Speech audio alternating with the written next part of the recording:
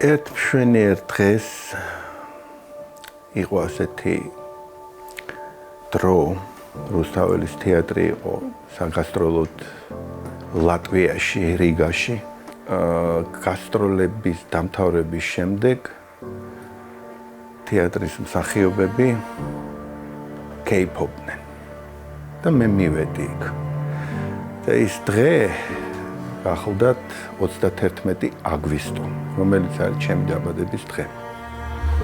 ამიტომ ჩემმა მისვლამ იქ რაღაცნაირად გამოიწვია რაღაცა სიხარული თითქოს, აი ირაკლი მოვიდა და დღეს ირაკლის დაბადების დღეა და რამაზ ჩხიკვაძე იყო ამ დროს თამადა. და რომ მივედი, რა თქმა უნდა, რამაზი წამოდგა ფეხზე და სადღეგრძელო მომიწყნა. რომ შენო კარგი ფეხბურთელი ხარო, ვიციო მეო, მაგრამ მაინცო მე მგონიაო რომ სახიობი გამოხვალო. მაგრამ დაიმახსოვრე ერთი რამე. შენ რაც არ უნდა მაღლა წახვიდეო, თავი უფრო და უფრო დაბლა დაწიეო. იმიტომ რომ თავის მაღლა აწევას არავინ არ შეგარჩენს და არავინ არ გაპატიებსო და აი სამკაპს ხომ ხედაო, აი ესე გამიკეთა. სამკაპი ხო იცი რაც არის? აი აქ რო შეგარჭობენო სამკაპს და ჩამოგაგდებიებენ თავსო, მერეო ნახავ შენ ამას ყველაფერსო. ასე რომ რაც არ უნდა მაღლა წახვიდეო, თავი უფრო და უფრო დაბლა დაწიეო. რაღაცნაირად ანდერძად დამრჩა რა. აი სულ მომყვება ეს ყველაფერი, აი აქ სადღაც ყოველთვის ჩამესმის მისი ხმა.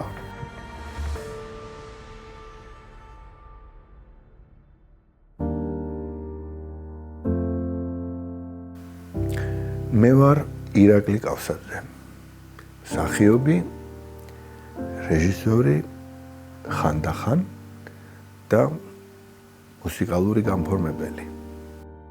ბატონი რამაზი ჩემთვის რაღაცნაირად თითქოს კუმირი იყო რა, ჩემი რა. გიშდები ამ ადამიანზე და ამ მსახიობზე და ზოგადად აი ამ საოცარ თაობაზე, რომელმაც მართლაც რომ ოქროს ხანა შექმნა საქართველოს თეატრალურ თუ სახელოვნებო ისტორიაში. არასდროს არ მიფიქრია სხვა პროფესიაზე გარდა იმისა, რომ სპორტსმენი მინდოდა ყოფილიყავი და მინდოდა ყოფილიყავი ფეხბურთელი. ხოთაშორის კახიც განწყობილი იყო ამისკენ, რომ ფეხბურთს გაყევი. იმიტომ რომ კახიმაც ასეთი რამ გვითხრა მეც და ჩემდასაც. შენ შეძლებ მორალური და ფსიქოლოგიური დარტყმების ატანას? თუ შეძლებ, კი ბატონო, მაგრამ იცოდეო ესო ძალიან რთული პროფესია არისო. ესე ადვილად არ ხდებაო ყველაფერი, როგორც გარედან ჩანსო. ჩვენ მაინც შიგნით ვიყავით, იქ ვიზრდებოდით, კულისებში ვიზრდებოდით, ამ გენიალური ხალხის თვალწინ ვიზრდებოდით, მაგრამ აი არ ვიცოდით კიდევ იმ კულისებს, რომ კიდევ შიგნით კულისები ქონდა, სადაც ჩვენ ვერასდროს ვერ შევდიოდით, სანამ არ გახდებოდი შენ იმ პროფესიის, რა პროფესიისა დღეს ვარ, ერთიც და მეორეც.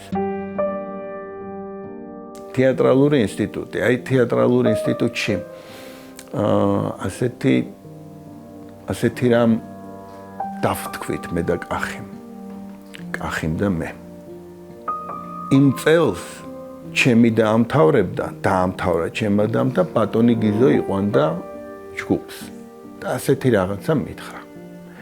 შენ თუ გიზო ჟორდანიასთან არ მოხვდები და ვერ ჩააბარებ, გააგრძელებ ფეხბურთს.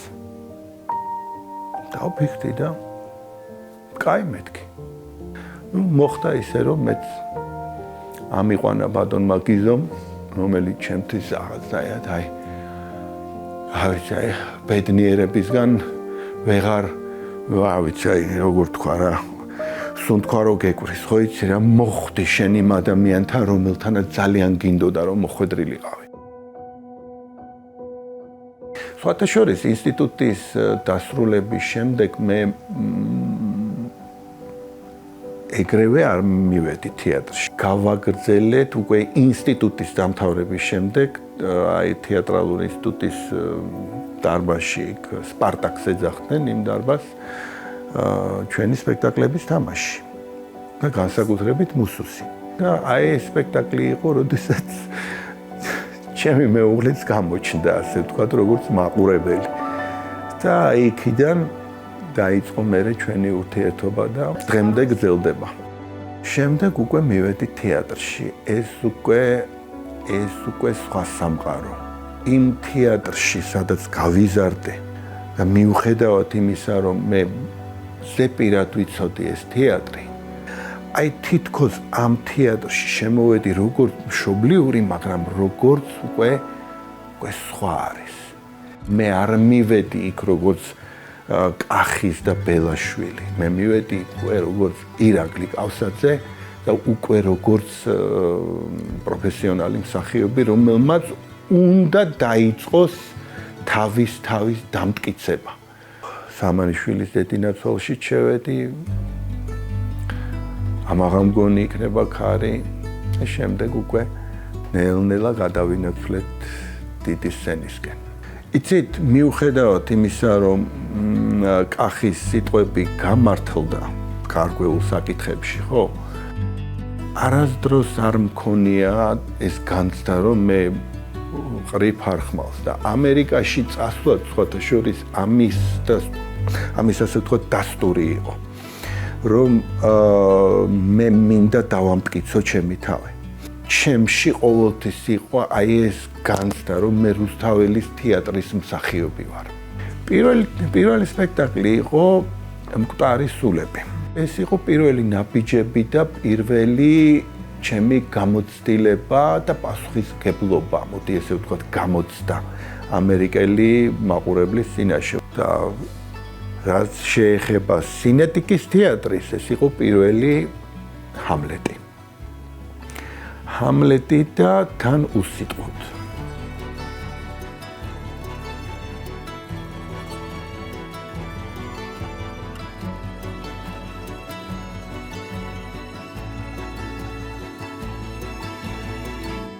სტუმარმა სპინძელი სხვათა შორის გახდა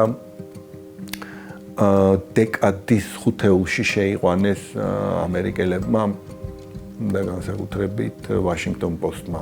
როგორი რამეა, იცით, პატარა უფლისწული სულ რაღაცნაირად თან დამზდევდა. მე ხა ვიცოდი, რომ დედაჩემმა ითამაშა პატარა უფლისწული. არ დამავიწყდება, სახლში ვარ მარჯანიშვილზე და ჩემი შვილი იყო, პატარა იყო.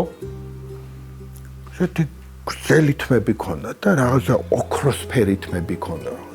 და უყურებ ახლა ამ ბავშვს. რაღაცას მაგონებს, ვიღაცას მაგონებს. აი ხო იცი, იწყებ უკვე ფიქრს, რა არის ეს? პატარა უფლისწული. 2018-ში დედაჩემი გახდებოდა 80 წლის და დავიწყე უკვე გეგმის დაწყობა და დალაგება. და რაღაცნაირად ცოცხლობდა ეს სპექტაკლი, სანამ უკვე კახის არ შეეყარა ეს უბედური სცენი და ფაქტიურად პატარა უფლისწული იყო მისი ბოლო სპექტაკლი. რაღაცნაირად ისე გამოდიოდა, ვარდით ხელში გამოდიოდა. აი ბელას უყურებდა რა, ბელას. ფანაშოის ეს იყო ჩემი განზრახვა, რომ მას ეს შეეგრძნო ყველანაირად და რა თქმა უნდა ყველა ხელოვანს აქვს სურვილი, რომ შეიძლება მეტი და მეტი გააკეთოს და მაყურებელთან კონდეს კავშირი და ურთიერთობა, იმიტომ რომ ჩვენი საზრდო არის მაყურებელი, როგორც თეატრში, ასევე კინოში. მაყურებელი წვითავს შენ ბედს, რამდენად ახლობელი გახდები შენ მაყურებლისთვის, ეს უკვე შენზეა დამოკიდებული. სირთულეში არის ინტერესი, როდესაც რაღაცა გიადვილდება და რაღაცა ადვილია, ყოველთვის ადამიანი იწყებს რაღაცის გართულებას. რაღაცას ურთულებს თავის თავს, ყოველთვის, რომ ის უფრო მეტად საინტერესო გახდეს. ფსიქოლოგიური და მორალური დარტყმები. ასე რომ ავირჩიე ეს პროფესია, მაშინ კეთილ უნდა ვინებო და მოთმინებაც უნდა ვიქონიო იმისა, რომ შემდეგ რაღაცა იქნება აუცილებლად.